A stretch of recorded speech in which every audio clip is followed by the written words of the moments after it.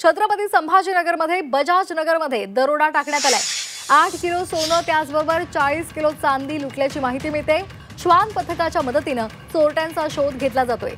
लड्डा कुटुंब परदेशामध्ये गेलेलं होतं आणि त्याच वेळेला दरोडा टाकण्यात आलेला आहे। छत्रपती संभाजीनगरच्या वाळूज भागातल्या बजाज नगरमध्ये घरावर मोठा दरोडा पडलेला आहे।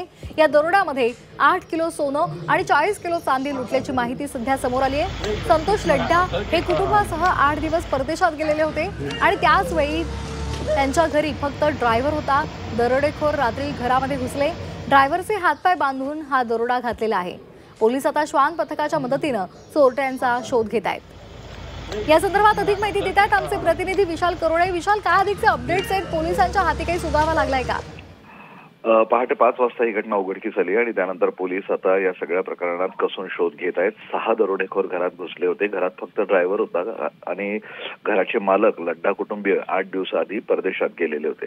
त्यामुळे घरात गेल्यावर चोरट्यांनी ड्रायव्हरला मारहाण केली, त्याचे हातपाय बांधले आणि त्यानंतर घरातला सगळा ऐवज लुटला। त्यात जवळपास 8 किलो सोनं आणि 40 किलो चांदी असल्याची प्राथमिक माहिती पोलिसांनी दिलेली आहे। त्यानुसार आता हा सगळा तपास सुरू आहे।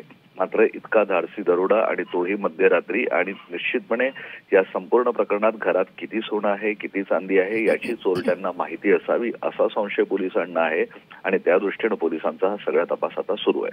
जी, अगदी धन्यवाद विशाल दिलेल्या सविस्तर माहितीसाठी।